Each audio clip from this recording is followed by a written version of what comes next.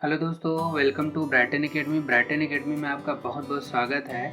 आज का हमारा टॉपिक है अधिलाभ विधि का सूत्र और अधिलाभ विधि के द्वारा क्वेश्चन कैसे सॉल्व किया जाएगा, ये हम लोग देखेंगे। तो इसे इंग्लिश में कहते हैं सुपर प्रॉफिट मेथड। तो सबसे पहले हम लोग सामान्य लाभ को समझते हैं। सामान्य लाभ हम लोग सबसे पहले निकालेंगे। तो इसका सूत्र क्या होता है? विनियोजित पूंजी गुणित ब्याज की सामान्य दर। तो विनियोजित पूंजी अपन क्या होता है जी, पहले ये समझते हैं। विनियोजित पूंजी क्या होता है? जो भी हम लोग बिजनेस में पूंजी इन्वेस्ट करते हैं, पूंजी जो लगाते हैं, जो आप लोग चिट्ठा बनाए होंगे तो चिट्ठे में आप लोग को पता होगा कि दायित्व साइड हम लोग क्या लिखते हैं? पूंजी लिखते हैं। उसी को हम लोग यहाँ पर क्या कह रहे हैं? विनियोजित पूंजी। अब आप लोग देखेंगे कभी कभी क्वेश्चन में विनियोजित पूंजी दिया नहीं रहता है, तो उसके जगह में क्या दिया रहेगा? उसके जगह में आपको वार्षिक संपत्ति का योग अर्थात संपत्तियां दी रहेंगी और बाह्य दायित्व का योग अर्थात बाह्य दायित्व दिया रहेगा। तो आप लोग क्या करेंगे? इन दोनों को आपस में घटा देंगे तो क्या निकल जाएगा? विनियोजित पूंजी निकल जाएगी। सबसे पहले समझते हैं वार्षिक संपत्तियों का योग का मतलब क्या होता है। आप लोग चिट्ठा बनाए होंगे तो चिट्ठे में आप लोग देखे होंगे संपत्ति साइड, एक तरफ दायित्व होता है और एक तरफ संपत्ति होती है। तो उस संपत्ति साइड हम लोग क्या करते हैं? कुछ बनावटी संपत्तियों को भी लिख दिया जाता है, जो एक्चुअल में वास्तव में क्या नहीं होता है जी, वास्तव में हमारे फर्म की संपत्ति नहीं होती, बट हम लोग उसको क्या कर रहे हैं? संपत्ति के रूप में चिट्ठे में दर्शा दिया जाता है। उस बनावटी संपत्तियों को क्या कर देंगे? हम लोग हटा देंगे, तो बच जाएगा वो क्या कहलाता है? हमारा वास्तविक संपत्तियों का योग। अर्थात उस सारी संपत्तियों को हम लोग जोड़ देंगे बनावटी संपत्तियों को हटाने के बाद। उसके बाद बाह्य दायित्व का योग। बाह्य दायित्व मतलब क्या होता है जी? ऐसे दायित्व जो हमारे बाहरी होते हैं, जैसे कि हो गया हमारा लेनदार बाहरी होता है, हमने लोन भी लिया वो भी बाहरी दायित्व है, हमने देय पत्र किया वो भी हमारा बाहरी दायित्व है, या बैंक अधिवर्ष है वो भी हमारा बाहरी दायित्व। इसके अलावा और बाहरी दायित्व होते हैं, तो इन दोनों को आपस में घटा देंगे तो विनियोजित पूंजी निकल जाएगा। ठीक है बच्चों, तो विनियोजित पूंजी हम लोग इस तरीके से निकालते हैं। बाकी क्वेश्चन में आपको ऐसा बिल्कुल नहीं दिया रहेगा, आपको वार्षिक संपत्तियों का योग भी नहीं निकालना पड़ेगा, बाह्य दायित्व का योग भी नहीं निकालना पड़ेगा। आपको क्वेश्चन में सीधा संपत्ति और सीधा दायित्व दे दिया रहेगा, मतलब संपत्ति कितनी दायित्व कितनी है, तो इन दोनों को आपस में क्या कर देंगे? घटा देंगे, तो क्या निकल जाएगा? हमारा विनियोजित पूंजी। अगर विनियोजित पूंजी नहीं दिया है और ये दोनों दिया हो तभी हम लोग क्या करेंगे? विनियोजित पूंजी निकालना पड़ेगा, वरना क्वेश्चन में हमें ये विनियोजित पूंजी पहले से दिया हुआ रहता है। तो हम लोग क्या बताएं जी आपको कि सामान्य लाभ बराबर क्या होता है? विनियोजित पूंजी गुणित ब्याज की सामान्य दर बटा 100। ये ब्याज की दर हमें क्वेश्चन में दिया रहेगा। अब आगे बढ़ते हैं। अब हम लोग निकालेंगे वार्षिक औसत लाभ। तो वार्षिक औसत लाभ का सूत्र क्या होता है जी? औसत लाभ माइनस खर्च। अर्थात क्वेश्चन में कोई खर्च दिया होगा, जैसे कि हम लोग यहाँ पर लिख दिया वेतन, अगर खर्च के रूप में वेतन दिया गया है तो औसत लाभ में हम लोग क्या कर देंगे? वेतन को घटा देंगे। अब आप लोग के मन में क्वेश्चन ये आ रहा होगा कि औसत लाभ क्वेश्चन में अगर नहीं दिया रहेगा तो कैसे करेंगे? तो नहीं दिया रहेगा तो औसत लाभ भी हमें निकालना पड़ेगा। कैसे निकालते हैं जी? कुल गत वर्षों का लाभ। इसका मैंने औसत लाभ का सूत्र आप लोग को पिछले वीडियो में बता दिया है, वो वीडियो आप लोग एक बार और देख सकते हैं। उसमें औसत लाभ के बारे में मैंने बहुत डिटेल में आप लोग को समझाया है। तो कुल गत वर्षों का लाभ। गत वर्ष मतलब क्या होता है? पिछले 4 वर्ष या 5 वर्ष में आपको कितना लाभ हुआ है या हानि हुई है, तो हम लोग क्या कर देंगे? उसको घटा देंगे।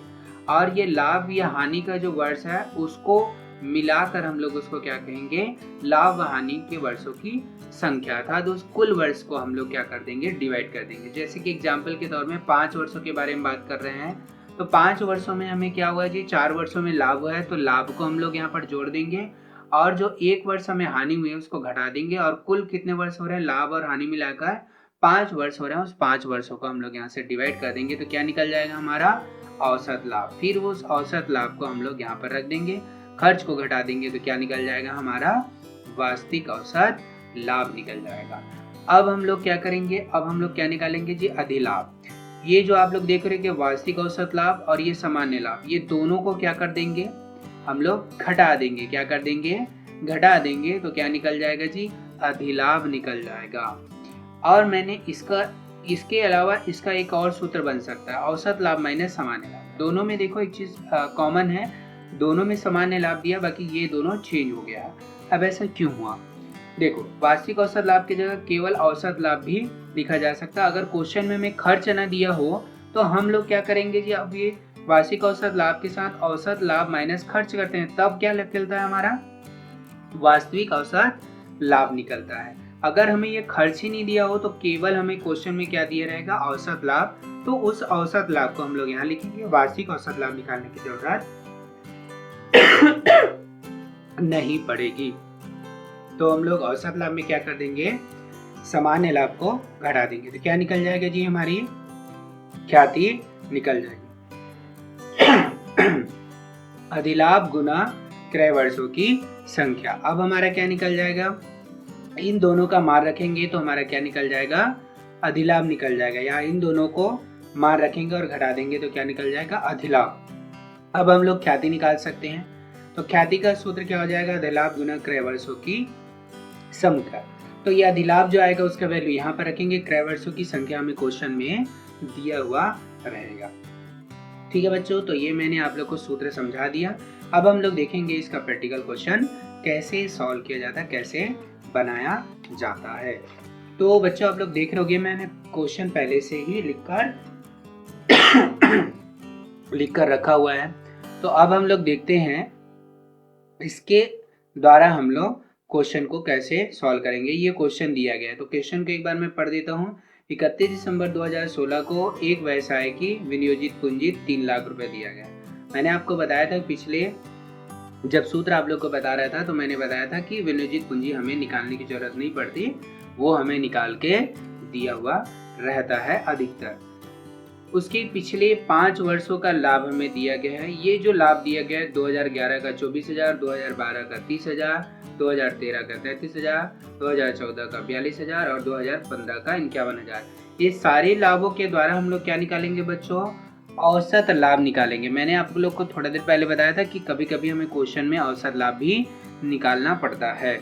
उसके बाद क्या लिखा गया है, ख्याति की गणना अधिलाभ के 3 गुना। 3 गुना मतलब यहाँ पर क्या हो गया बच्चों, ये 3 गुना का मतलब होता है यहाँ पर क्रय वर्ष से होता है। मतलब क्रय वर्षों की संख्या में कितनी दी गई है, 3 दिया गया है। के आधार पर करनी यदि लाभ की सामान्य दर 10%। उसमें मैंने आप लोग को सूत्र में दर भी बताया था, जैसे कि आप लोग यहाँ पर देख सकते हो, ब्याज की सामान्य दर और ये विनियोजित पूंजी। तो सबसे पहले हम लोग क्या निकालेंगे बच्चों, सामान्य लाभ निकालेंगे। तो सामान्य लाभ निकालते हैं यहाँ पर, तो सामान्य लाभ। अब सामान्य लाभ का सूत्र क्या होता है बच्चों, सामान्य लाभ का सूत्र मैंने बताया था, विनियोजित पूंजी गुणित ब्याज की सामान्य दर, और फिर बटे में क्या होता है, बटे में होता है 100। उसके बाद सबसे पहले हम लोग विनियोजित पूंजी का अमाउंट लिखेंगे। विनियोजित पूंजी आप लोग ध्यान से देखेंगे तो यहाँ पर कितना लाख रुपए दिख रहा है, 3 लाख रुपए। तो ये 3 लाख रुपए हम लोग यहाँ पर लिख देंगे, गुना ब्याज की क्या लिखा हुआ है, सामान्य दर। सामान्य दर आप लोग देख सकते हो कितना परसेंट है यहाँ पर, 10%। तो ये 10% और बटे में क्या लिखेंगे, 100 लिखेंगे। ये 0 हम लोग क्या कर देंगे बच्चों, कैंसिल कर देंगे, तो 30,000 हमारा बच रहा है। तो सामान्य लाभ हमारा कितना हो जाएगा, 30,000 रुपये। अब सामान्य लाभ के बाद हमें क्या याद करना है, आप लोग देख रहे हो कि वार्षिक औसत लाभ या औसत लाभ माइनस खर्च। मतलब हमें पहले तो क्या निकालना पड़ेगा, औसत लाभ निकालना पड़ेगा। तो औसत लाभ के लिए हम लोग क्या करते हैं जी, इसका सूत्र मैंने आप लोग को बताया था। इसका सूत्र क्या है, देखो आप लोग देख सकते हैं, गत कुल वर्षों का लाभ माइनस हानि बटा लाभ व हानि के वर्षों की संख्या। तो हम लोग गत कुल वर्षों का लाभ लेंगे, तो कैसे लेंगे, औसत लाभ हम लोग यहाँ पर निकाल लेते हैं। तो औसत लाभ बराबर जितने वर्ष का लाभ है सारे वर्ष के लाभ को हम लोग क्या कर देंगे, जोड़ देंगे। तो पहला आप लोग देख रहे हो कि यहाँ पर कितने का दिया जी, 24,000, 30,000 और 33,000। तो सबको जोड़ देंगे, 24,000, 30,000, 33,000 और फिर हो जाएगा हमारा 42,000 और 51,000 प्लस 42,000 और 51,000। ये सभी को सभी में कितने वर्ष की बात हो रही है, 5 वर्षों की, तो कुल वर्षों की संख्या 5 है, उससे हम लोग डिवाइड कर देंगे। उसके बाद क्या करेंगे बच्चों, सभी को जोड़ देते हैं, 24 और 30 54 हो जाएगा। और फिर उसमें हम लोग क्या करेंगे, 54 के बाद क्या दिया गया है हमें, 54 हो जाएगा। उसके बाद से हमें कुछ अमाउंट दिया गया है, उस अमाउंट को भी हम लोग क्या कर देंगे, जोड़ देंगे। तो इसके लिए मैं एक कागज़ लेता हूँ, देखो आप लोग ध्यान देंगे। तो हमें क्या दिया गया है जी, सबसे पहले 24,000 दिया गया है, आप लोग देख रहे होंगे 24,000। उसके बाद दिया गया है 30,000। उसके बाद हमें दिया गया है, सॉरी एक जीरो एक्स्ट्रा हो गया, फिर उसके बाद 33,000 दिया है। उसके बाद नीचे देखेंगे तो 42 और 51,000, तो ये 42,000 और ये 51,000। तो लास्ट में हमारा 3 जीरो है, तीनों जीरो उतार देते हैं। उसके बाद जोड़ते हैं 4 और 3 7, 7 2 9, 9 रे 10, हासिल दिया, 1 कर देंगे। 1 और 2 कितना हो जाएगा, 3, 3 3 6, 6 3 9, 9 4 13, 13 और 5 18। तो इस प्रकार से टोटल हमने योग किया तो कितना है जी, हमारा यहाँ पर टोटल आ रहा है 1,80,000 बटे में क्या आ जाएगा 5। अब इसको डिवाइड कर देते हैं, 5 या 15, 15 तो 18 में से 15 गया 3 तो 30 हो जाएगा, तो 5 छक्के 30, 5 छक्के 30 हो जाएगा। तो इस प्रकार से 36,000 आ गया। अब आप लोगों को मैंने सूत्र बताया था अधिलाभ निकालने का, तो अधिलाभ निकालने का क्या सूत्र बताया था, अधिलाभ का मैंने आप लोगों को सूत्र बताया था औसत लाभ माइनस सामान्य लाभ। तो औसत लाभ में हम लोग क्या करेंगे बच्चों, सामान्य लाभ को क्या कर देंगे, घटा देंगे। तो औसत लाभ हमें कितना दिया गया है, 36,000 रुपये, ये हमने अभी निकाला 36,000, और सामान्य लाभ का हमने कितना निकाला है 30,000। तो इन दोनों को क्या कर देंगे, घटा देंगे, तो हमारा 6,000 क्या निकल जाएगा, अधिलाभ निकल जाएगा। 6,000 हमारा क्या हो जाएगा, सॉरी एक जीरो एक्स्ट्रा हो गया।